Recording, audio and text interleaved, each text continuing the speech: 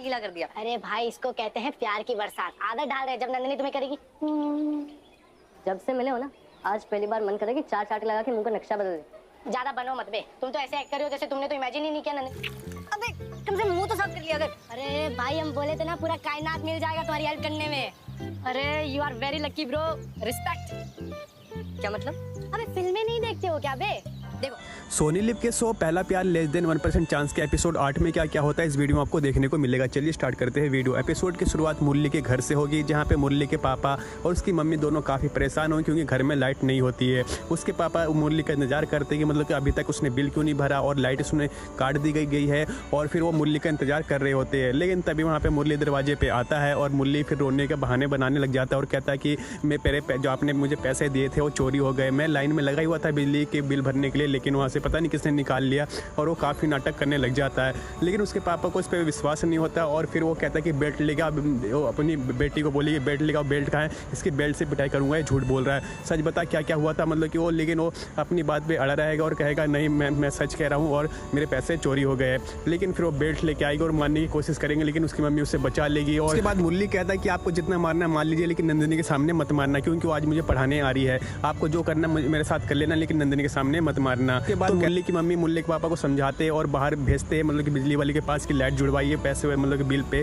करके आइए। फिर वो वहाँ पे निकल जाते हैं और वो काफ़ी गुस्सा होते हैं। उसके बाद उसकी मम्मी उससे बात करती है और कहती है कि मतलब नंदिनी यहाँ पे पढ़ाने आ रही है, तो कहती है हाँ पढ़ाने मुझे आ रही है कि वो शाकाहारी मांसाहारी वाले हैं, मांसाहारी लेकिन वो नहीं है, और आपको कोई टेंशन वगैरह लेने की कोई ज़रूरत नहीं है। लेकिन उसकी बात सुन के उसकी मम्मी कहती है कि अगर इस बात में जरा भी झूठ निकला तो मैं बेल्ट से नहीं बैलेंस से मारूंगी। उसके बाद उसकी बहन उससे थोड़ी बहुत मजाक करेगी और फिर बहन बताएगी, बता दी कि तू पढ़ाई कहाँ करेगा, तेरा कमरा तो देख। फिर वो कहता है क्या हुआ मेरे कमरे को, फिर वो अपने कमरे की ओर बढ़ेगा। बाद वो अपने कमरे में जाता है और उसका कमरा सारा उथल पुथल सा रहता है, क्योंकि जो जब लाइट थी तब उसकी बहन कुछ कपड़े कुछ सामान निकाल रही थी और सारे कपड़े निकाल के सफाई कर रही थी उसके घर का, क्योंकि काफी गंदा वो कर रखा होता है। मुरली अपनी मम्मी को समझाता है कि मतलब कि मेरा कमरा ऐसे कर दिया, मैं पढ़ाई कहाँ करूंगा। वो नंदिनी आती होगी और कि तू सारी चीजें ढूंढता कैसे, वो कहता है मैं संभाल लेता हूँ सब चीजें, ऐसे करने की क्या जरूरत थी। नंदिनी के घर का दिखाया जाएगा जहाँ पे नंदिनी तैयार होकर मुरली के घर के लिए निकल ही रही होगी, लेकिन उसकी मम्मी उससे पूछती कहाँ पे जा रही हो, तो बताती है कि मैं मुरली के घर मुरली को इंग्लिश ट्यूशन देने जा रही हूँ। तो उसकी मम्मी पूछती है कि वो तो तुम्हारे घर यानी हमारे घर आने वाला था ना यहाँ पे पढ़ाने के लिए, तो क्या हुआ। लेकिन नंदिनी कहती है कि मतलब कि आपने तो मना कर दिया था, इसलिए मैं उसके घर पे जाके पढ़ाने जा रही हूँ। तो लेकिन उसकी मम्मी थोड़ी मना करेगी, मतलब ऐसा ठीक नहीं है, तो उसके साथ घर पढ़ाने जाना। माँ बेटी के बीच में थोड़ा सा बहस होगा और फिर नंदिनी वहाँ से चली जाएगी और उसकी माँ वहाँ पे देखती रह जाएगी।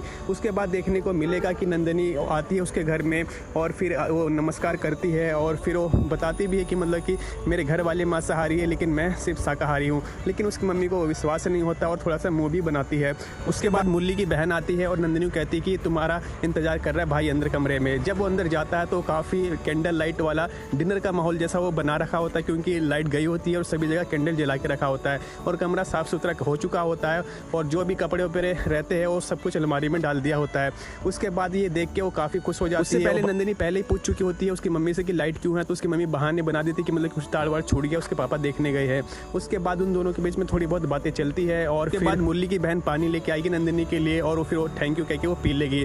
फिर वो पूछती है कि मतलब कि भाई तुझे भी चाहिए पानी, तो कहता है हाँ, तो कहता है कि चल जाके खुद ले ले, थोड़ा मजाक करेगी वो। और उसके बाद वो फिर वो अलमारी खोलने जाएगी और उसका भाई उसे टोकेगा, मतलब कि अलमारी क्यों खोल रही है, तो कहेगी मुझे किताबें चाहिए। और उसे मतलब कि उसके सामने उसका मजाक उड़ाना होता है, क्योंकि सारे कपड़े उसने अलमारी में भर चुके होता है और सारा कुछ उथल पुथल कर चुका होता है। जब वो अलमारी खोलती है तो सारे कपड़े बाहर गिर जाते हैं और मुरली का सारा सच कुछ सामने आ जाता है। मुरली अपना सर नीचे कर लेता है क्योंकि वो काफ़ी शर्मिंदा होता है। लेकिन नंदिनी कहती, फिर नंदिनी मुरली से कहती कोई बात नहीं, मेरा कमरा भी ऐसी रहता है, मैं भी अलमारी में ऐसे कपड़े रख देती हूँ। उसके बाद नंदिनी मुरली को फिर पढ़ाना शुरू करती है और फिर बताती है कि इंग्लिश के 3 इंपॉर्टेंट चीज़ें हैं। पहला है ग्रामर, दूसरा है सेंटेंस फॉर्मेशन और तीसरा है प्रोनाउंसिएशन। और जब हम ये बात भी कहता है यानी कि पहला ग्रामर, दूसरा सेंटेंस और तीसरा पन ऐसे बोलेगा, बोल नहीं पाएगा, लेकिन वो बोल पाएगा लास्ट में कि प्रोनाउंसिएशन। और फिर उसके बाद वो कहता है कि हम जो A4 कहते हैं उसके पहले हम जो प्रोनाउंसिएशन कहते हैं, लेकिन हम अगर इसे लिखने में हम कहते हैं, लेकिन अगर हम इसे बोलेंगे तो प्रोनाउंसिएशन कहते हैं। उसके बाद मुरली भी वो सब बोलने की प्रैक्टिस करता है और फिर थोड़ी बहुत वहाँ पे पढ़ाई चलती है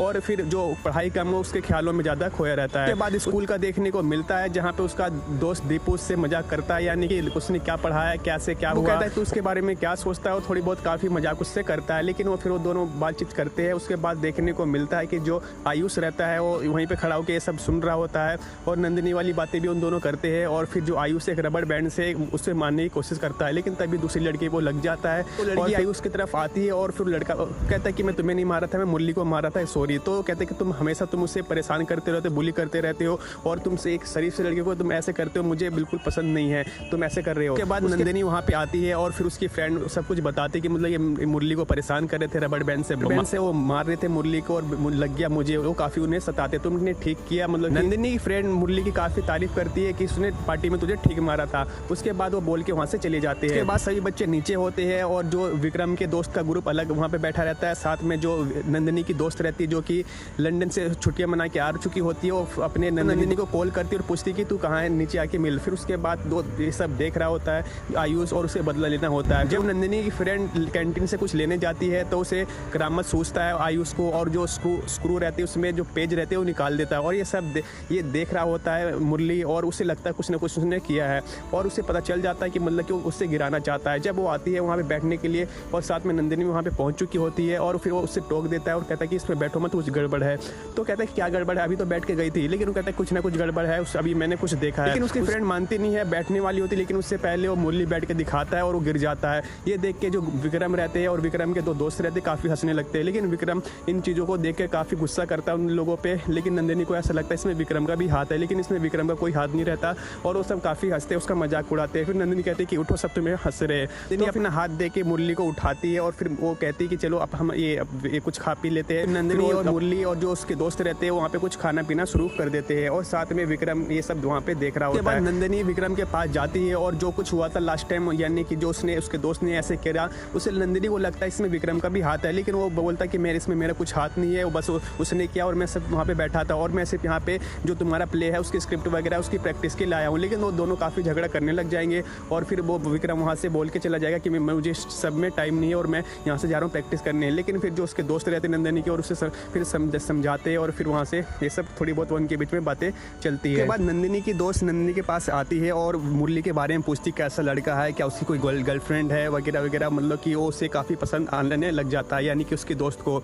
और फिर वो उससे कान में कुछ कहती है, कान में वो कहती होगी कि मतलब कि मेरी बात करा दे मुरली से, क्योंकि मुझे वो पसंद आने लग गया है। वो कहती है ठीक है मैं बात करके देखूंगी। उसके बाद मुरली के घर का दिखाया जाता है जहाँ पे नंदिनी इंग्लिश का ट्यूशन फिर से दे रही होती है मुरली को, जो कुछ लास्ट टाइम पढ़ा है वो सब बातें वहाँ पे उसे समझाती है और उसकी प्रैक्टिस करवाती है। वो कहती धीरे धीरे तुम सब कुछ सीख जाओगे, घबराने की कोई जरूरत नहीं है। उसके साथ में वो प्रैक्टिस वगैरह वहाँ पे होती है। साथ में जब सब कुछ हो जाता है तो उसके बाद नंदिनी मुरली से पूछती कि एक सवाल था, क्या तुम बताओगे?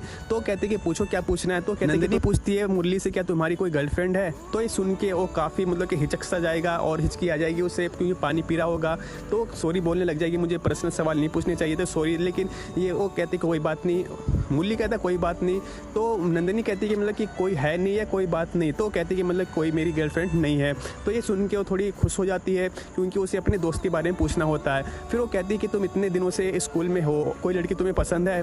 तो कहता कि नहीं मुझे कोई पसंद नहीं है। उसके बाद वो भी काफ़ी खुश हो जाती है। नंदिनी कहती है मुरली को कि हमारी क्लास में एक लड़की है जो तुम्हें पसंद करती है, अगर तुम हाँ कहो तो मैं तुम्हें उनसे मिला दूंगी। लेकिन वो हाँ ना का जवाब नहीं देता है। उसके बाद मुरली और मुरली के दोस्त का दिखाया जाता है जहाँ पे दोनों चाय वगैरह बाहर पी रहे होते हैं, और जो कुछ उस ट्यूशन के दौरान में वो लड़की वाली बात हुई थी, यानी नंदिनी वो बताता कि नंदिनी कहा था कि हमारी क्लास में एक लड़की है जो तुम्हें लाइक करती है, कहो तो तुम्हें मैं बात करा दूँ। तो ये सुन के वो फिर काफ़ी मतलब कि उससे समझ में नहीं आएगा कि मतलब तू क्या बोल रहा है। फिर वो कहता है कि दोबारा बोल क्या बोल रहा है तू।